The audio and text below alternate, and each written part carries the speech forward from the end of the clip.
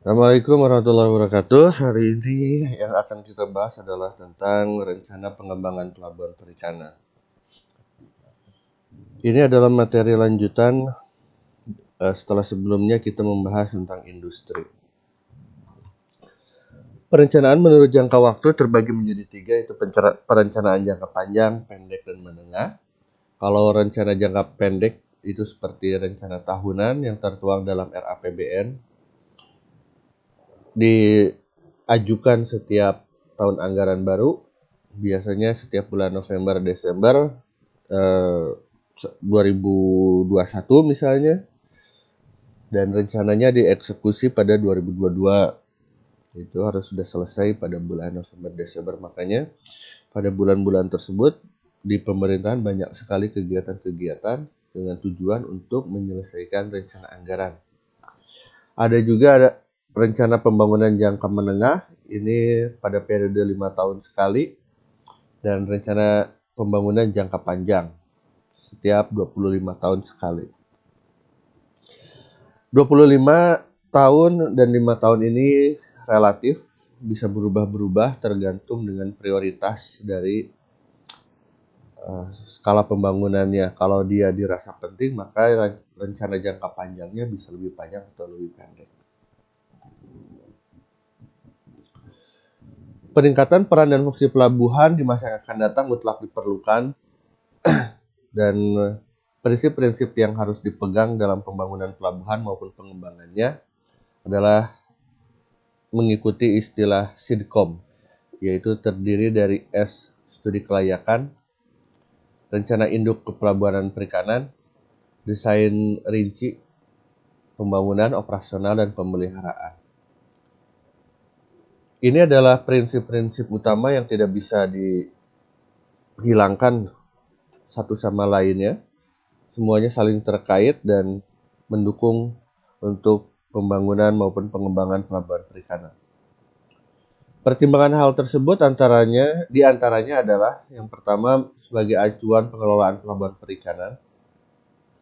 Pembangunan atau pengembangan pelabuhan perikanan merupakan pekerjaan yang kompleks, mencakup kegiatan di darat dan di laut, membutuhkan biaya yang tidak sedikit, membutuhkan sumber daya manusia yang memadai, tidak hanya untuk membangun tetapi juga untuk mengelolanya, sehingga ketika sudah selesai diharapkan operasionalnya juga semakin baik. Terus juga pelabuhan juga dapat berfungsi sesuai dengan fungsi dan perannya, serta meminimalisir masalah dan mengantisipasi kondisi-kondisi yang mungkin terjadi, seperti kegagalan bangunan, fasilitas yang tidak sesuai kebutuhannya, tidak beroperasi, dan banyak permasalahan lainnya.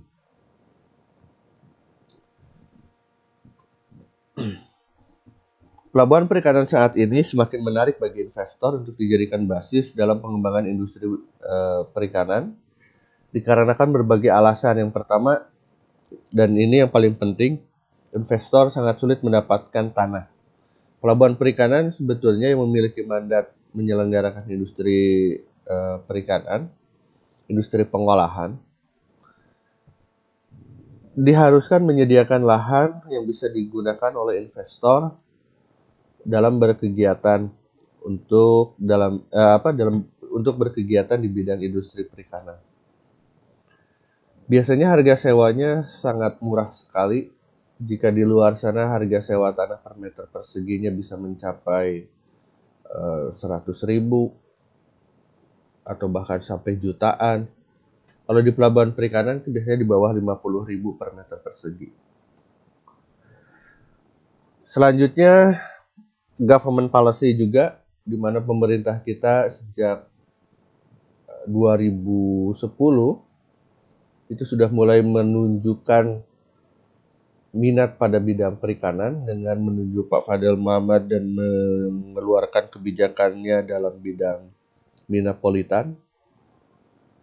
Lalu kemudian dilanjutkan sampai saat ini, di mana perikanan menjadi salah satu tumpuan untuk meningkatkan pendapatan negara. Yang terakhir adalah kemudahan untuk investor. Karena sangat menjanjikan sektor perikanan ini, pemerintah pun mendorongnya sehingga investor-investor itu dimudahkan dalam perizinannya, tidak lagi dipersulit.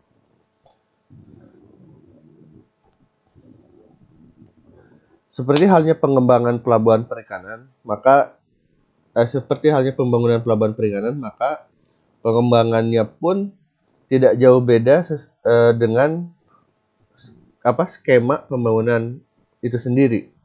Mengacu pada Peraturan Menteri Kelautan Perikanan Nomor 8 Tahun 2012, berikut adalah prosedur dari pengembangan pelabuhan perikanan. Diawali dengan pemilihan lokasi.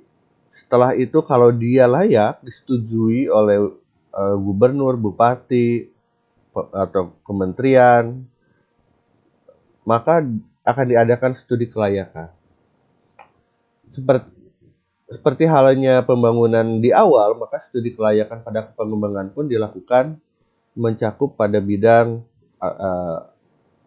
evaluasi hasil tangkapan, evaluasi kegiatan operasional, lalu evaluasi pemasaran, tingkat manfaatnya seperti apa, kalau dikembangkan apa saja dampaknya, baik itu secara sosial, ekonomi, kalau tidak dikembangkan apa dampaknya, seberapa signifikan, gitu. Kalau dia layak untuk dikembangkan, maka dilanjutkan pada pembuatan rencana induk pelabuhan perikanan. Karena pasti ketika ini dikembangkan, akan ada banyak pelabuhan di sekitarnya yang terdampak. Atau memang dia satu-satunya pelabuhan di daerah tersebut, maka memerlukan pelabuhan-pelabuhan lain untuk mendukung aktivitas pelabuhan itu. Maka dibuatlah rencana induk pelabuhan perikanan. Nah, rencana induk itu bisa jangka menengah atau jangka panjang. Kalau tidak layak, maka dicari lagi pelabuhan lain, lokasi lain yang memang layak, seperti itu. Jadi skemanya sama, hanya beda istilahnya saja nanti. Setelah selesai rencana induk pelabuhan perikanan, maka dilakukanlah studi lingkungan, baik itu dari segi AMDAL, pengembuangan limbah, dan lain sebagainya. Polusi tidak hanya dari lingkungan, tapi juga bisa jadi suara, udara, yang bisa berdampak negatif kepada masyarakat. Ini adalah dua tahap dari SIDCOM tadi, yaitu tahap SI, studi dan investigasi.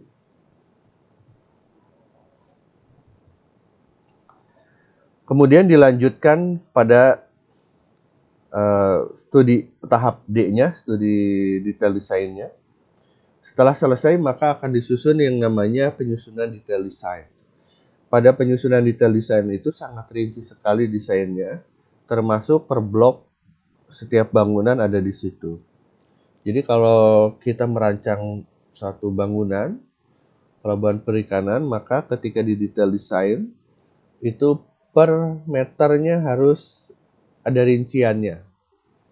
Tembok panjangnya misalnya, dermaga panjangnya sekitar 200 meter, maka dokumen yang tersedia itu dibagi per meter. Yang isinya setiap meter itu berisi spesifikasi bangunannya, bentuknya seperti apa, nampak samping, depan, atas.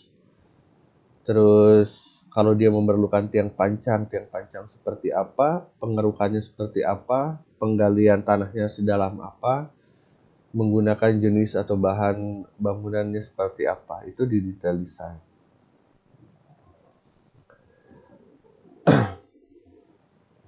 Pada tahap construction, operation, and maintenance, maka tahapannya adalah setelah konstruksi itu harus dilakukan yang namanya pengendalian bangunan. Supaya ketika dibangun, tidak banyak bangunan-bangunan yang terbengkalai yang kemudian setelah selesai justru malah rusak. Sehingga pelabuhan tidak beroperasi. Nah, itu tidak boleh. Pada tahap construction, operation, and maintenance, hal yang paling penting lainnya adalah urutan pembangunan yang sesuai dengan prioritas, bukan dari segi kemudahan membangun. Banyak sekali pelabuhan perikanan itu dibangun berdasarkan kemudahan membangun. Mereka membangun di bagian darat, lupa bahwa pelabuhan itu berhadapan dengan gelombang, angin, yang sewaktu-waktu bisa saja menerjang ke bagian daratan. Pembangunan breakwater yang layak itu seringkali diabaikan, sehingga banyak ditemukan fakta bahwa pelabuhan itu selesai tetapi tidak beroperasi. Seperti pelabuhan di Yogyakarta, di Lampung, beberapa di Sulawesi itu terjadi seperti itu.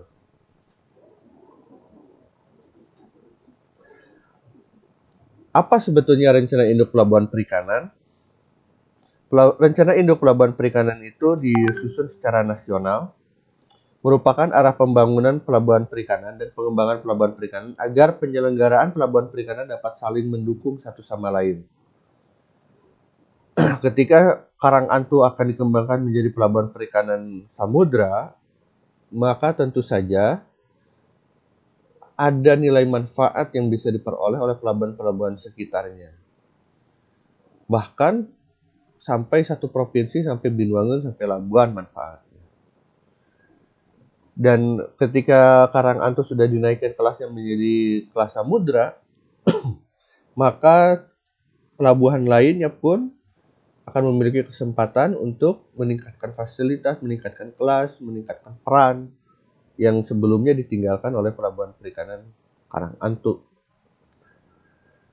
Karena tidak mungkin lagi Karangantu sebagai pelabuhan samudra mengurusi urusan dari pelabuhan perikanan kelas Nusantara maupun kelas pantai. Sehingga itu harus bisa dialihkan mandatnya. Rencana induk pelabuhan perikanan nasional ini memuat tentang kebijakan pelabuhan itu sendiri dan rencana lokasi pelabuhan perikanan. Seperti Labuan itu akan dipindah ke belakang PSDKP yang ada di Carita misalnya. Nah, ya, hal-hal seperti itu termuat dalam rencana induk pelabuhan perikanan. Lalu yang ketiga, rencana induk pelabuhan perikanan ini ditetapkan untuk jangka waktu 20 tahun. Dapat ditinjau kembali dalam satu kali dapat ditinjau kembali selama 5 tahun itu hanya satu kali supaya terjadi kesinambungan pembangunan maupun pengembangan. Dalam hal ini terjadi perubahan kondisi lingkungan ataupun bencana dapat ditinjau lebih dari satu kali dalam 5 tahun. Dan rencana induk ini disetujui atau ditetapkan oleh Menteri Kelautan Perikanan. Ini adalah dasar pemilihan atau penetapan lokasi pelabuhan perikanan. Itu berdasarkan rencana zonasi wilayah pesisir dan pulau-pulau kecil, rencana umum tata ruang wilayah provinsi, kabupaten maupun kota. Yang kedua berdasarkan potensi sumber daya ikan, daya dukung manusianya, wilayah pengelolaan perikanan, dukungan prasarana wilayah, geografis daerah, kondisi perairan, dan sosial ekonomi masyarakat. Dasar pemilihan dan penetapan lokasi di awal pembangunan pelabuhan perikanan digunakan pula untuk nantinya di pengembangan pelabuhan perikanan. Sesuai nggak dengan rencana zonasi wilayah pesisir? Baik itu dari pusat maupun daerah. Kalau sesuai, maka pelabuhan tersebut dapat dikembangkan. Bagaimana dengan potensi sumber daya ikannya? Menurun atau ternyata masih banyak yang bisa dieksploitasi? Kalau memang sudah menurun, maka pelabuhan tersebut, meskipun letaknya sangat strategis, kecil kemungkinan akan dikembangkan.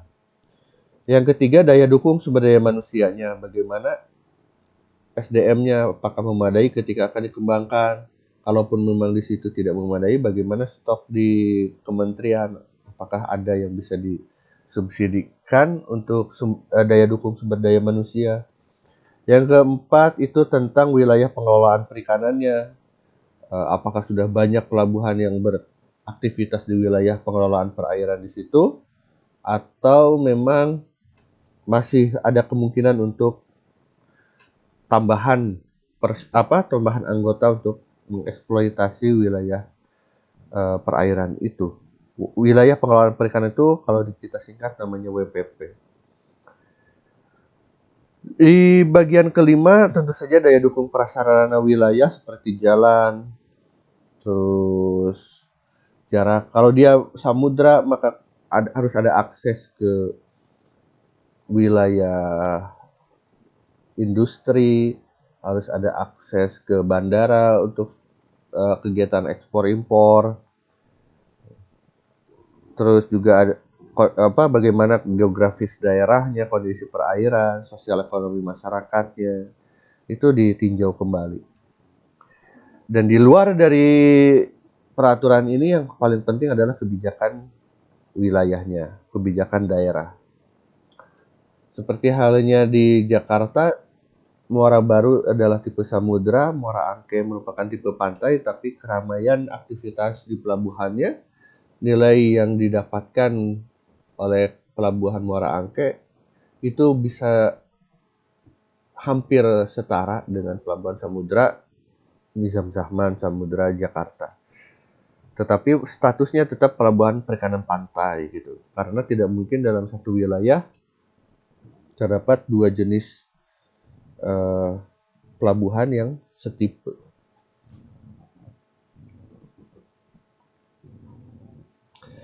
Selanjutnya adalah perencanaan pelabuhan perikanan. Ini mengacu pada rencana induk pelabuhan perikanan. Terdiri dari studi kelayakan, rencana induknya, detail desain. Terus ini adalah time frame-nya. Sebelum kemudian dilakukan konstruksi, itu 3 tahun sampai 4 tahun sebelumnya sudah dilakukan yang namanya studi kelayakan. Kalau pada tampilan di sini itu adalah 3 tahun sebelum konstruksi dilakukan studi kelayakan. Kemudian tahun kedua dilakukan yang namanya penyusunan rencana induk pelabuhan perikanan, dan 1 tahun sebelum konstruksi sudah selesai yang namanya detail design. Tidak dianjurkan untuk melakukan studi dan konstruksi di tahun yang sama. Meskipun sebetulnya pelabuhan-pelabuhan itu karena mengejar target, seringkali ketika selesai di studi kelayakan sudah mulai dilakukan pemancangan, pembatasan wilayah-wilayah untuk pembangunan konstruksi.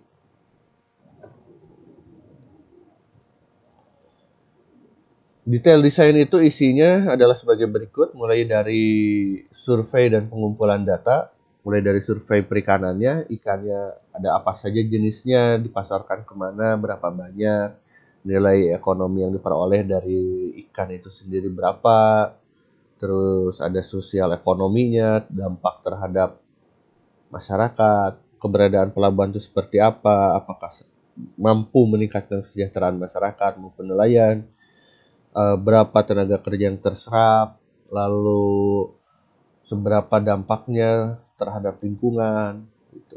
Apakah keberadaan pelabuhan itu justru makin meningkatkan pengangguran, kriminalitas, atau polusi, itu ditinjau kembali. Survei topografinya, batimetri, kedalaman, bagaimana di bawah laut, seperti itu dilakukan. Dan nanti muncul peta dasar yang namanya. Peta dasar ini akan menjadi acuan untuk dilakukannya perhitungan debit banjir, seperti misalnya banjir rob. Lalu bisa juga dilakukan sebagai desain layout dan struktur fasilitas laut, dan analisis dampak pembangunan pelabuhan itu sendiri seperti tadi survei sosial ekonomi dan survei perikanan itu dilakukan untuk analisis dampak pembangunan pelabuhan perikanan yang nantinya digunakan untuk desain layout, struktur, dan fasilitas laut. Ada juga yang namanya survei hidrooceanografi untuk simulasi transformasi gelombang, sehingga nanti bentuk dari breakwater, bentuk dari dermaga itu bisa tertentu sesuai dengan survei hidrooceanografi. Mekanika tanahnya seperti apa, data klimatologi, lalu juga ada data angin.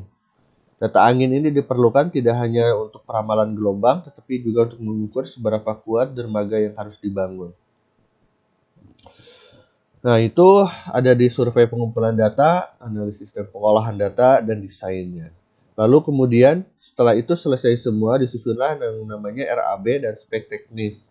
Mulailah disusun rencana anggaran biaya per fasilitas, lalu disusun dokumen spesifikasi teknis fasilitas yang akan dibangun, dan penyusunan dokumen seleksi. Dokumen seleksi itu biasanya berdasarkan dari penyusunan rencana anggaran biaya per fasilitas. Dari situ kemudian dibagi-bagi, sanggupkah misalnya satu satu konstruktor itu membangun semua fasilitas atau hanya kemungkinan sanggup beberapa fasilitas saja. Kayak misalnya pengerukan saja itu bisa menghabiskan minimal 1 miliar untuk satu kegiatan. Dan itu biasanya belum selesai. Makanya dibagi-bagi rencana anggaran per fasilitas.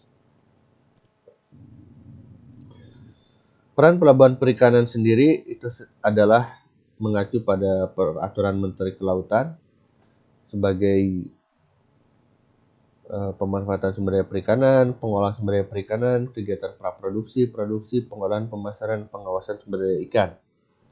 Sehingga pelabuhan perikanan dapat dijadikan sebagai barometer keberhasilan pembangunan perikanan laut pada suatu daerah.